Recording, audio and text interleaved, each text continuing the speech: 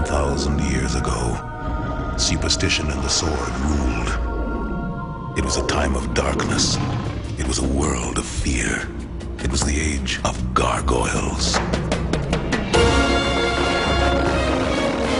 Stone by day, warriors by night. We were betrayed by the humans we had sworn to protect, frozen in stone by a magic spell for 1,000 years. Now here in Manhattan, the spell is broken, and we live again!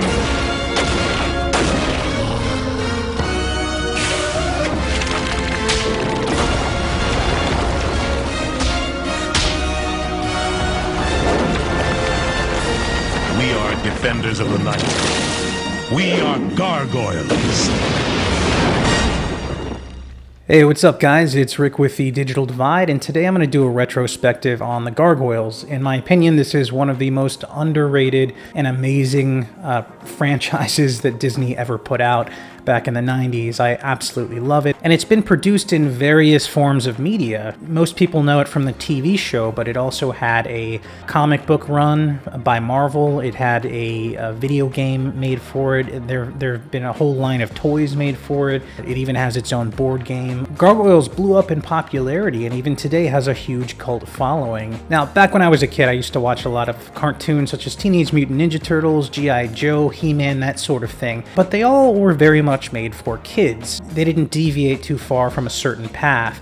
But then there was a shift all of a sudden towards the mid-90s where all of a sudden animated TV shows for kids were getting a lot more serious. And I like to call this the holy trifecta of cartoons, and this includes Batman the Animated Series, X-Men, and of course Gargoyles. When these three shows came out, they all shifted the dynamic completely when it came to children's entertainment. All of a sudden, you had much more serious overtones and really deep and involved storylines. Now, when it comes to Gargoyles specifically, it's a very sad story. And essentially, what happens in the first few episodes of the TV show is that Goliath, who is the big purple guy in the middle here, he is the leader of the group. But he gets betrayed by his best friend, who is the captain of the guard. And one night, he makes a pact with the enemy, and he lets the leader of the opposing army, named Hakon, break into the castle while it's still daytime and the gargoyles are defenseless and turned into stone. So the goal there being to kidnap the princess and kill all of the gargoyles while they're helpless. If you know anything about history, in the medieval days, they would hire stonemasons to carve out scary-looking gargoyle creatures on the sides of castles, and the goal there was to scare people off. And they would spread these stories or rumors around that at nighttime, these stone gargoyle statues would come to life to defend the castle, and this was meant to ward off intruders or potential invaders from other territories, and it really spooked people out. So this show obviously follows that same trope. So Goliath gets betrayed by his best friend, and he lets Hakon come in and kidnap the princess and essentially kill all of the gargoyles that were left dormant, but he makes a mistake. To make a long story short, a small group of gargoyles managed to survive the betrayal because they weren't there when it happened. I'm not going to go into all of it. You can watch the show. It's amazing. But ultimately what happens is that Goliath ends up saving the queen, but the queen's mage, who is tasked with protecting her, thinks that the queen is dead and that the gargoyles are responsible for it. So he casts a spell on them that essentially puts all of the gargoyles in rock form forever. And the only way to lift the curse is if the castle itself rises above the clouds, which obviously is not physically possible in this period of time. They don't have the technology to do that, so basically it's a life sentence to be stuck in stone for eternity.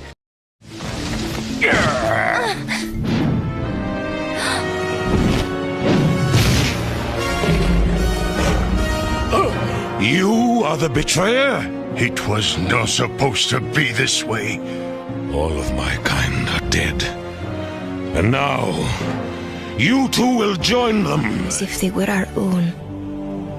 There is something you can do for me, Magus. Cast your spell one more time.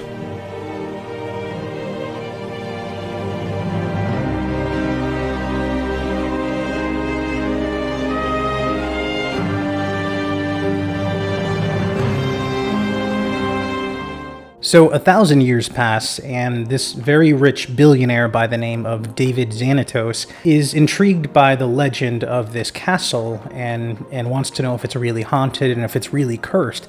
And this guy's completely loaded, so he actually buys the entire castle and has it flown to New York brick by brick so that he could have it reassembled and put together on top of a skyscraper so that it would be above the clouds, which will break the curse, and he can see if the gargoyles are real. I say one last time, Mr. Xanatos, that the costs of this venture will be astronomical. Start hiring crews. I want to begin as soon as possible. It may prove difficult to find the necessary manpower. This castle has a bad reputation. The locals consider it haunted. You know the answer to that, Owen. Pay a man enough, and he'll walk barefoot into hell. Why have you done all this? I was fascinated by the Magus' story. I wanted to see if it was true. And now that I know it is, I want to be your friend. There is much we can do for each other. Now, the Gargoyles TV show was produced by Walt Disney Television Animation, and that TV show ran for 3 seasons, from October 24th, 1994 to February the 15th of 1997. In addition to the TV show, there was a run of comics, and these were published by Marvel in 1995.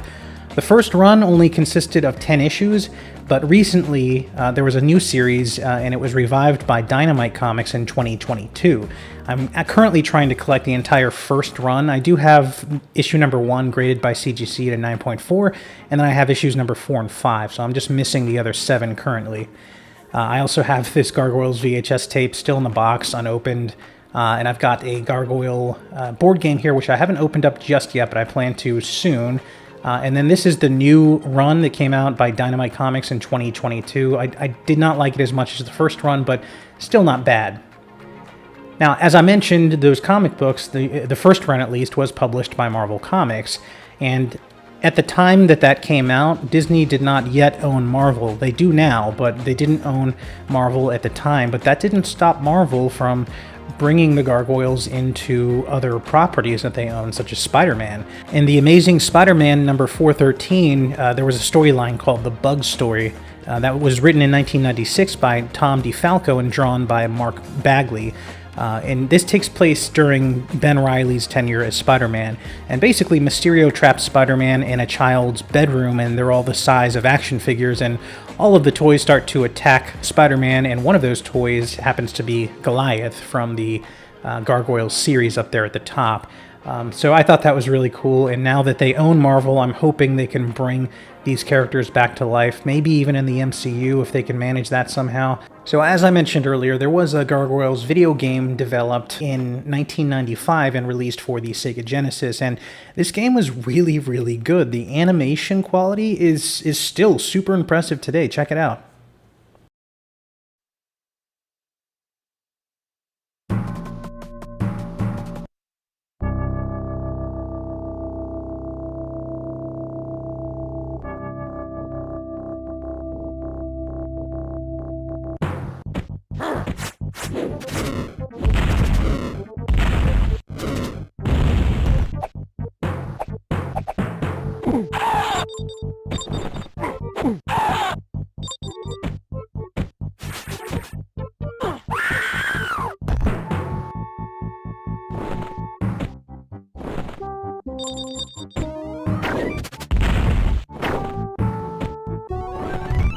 So if you've never played this game, you're in luck. IGN reported late last year that the game is being remade or remastered by Empty Clip Studios, which worked on the Streets of Rage and Yakuza mashup recently. And this game is going to be released for console and PC, and it's going to feature enhanced graphics and controls.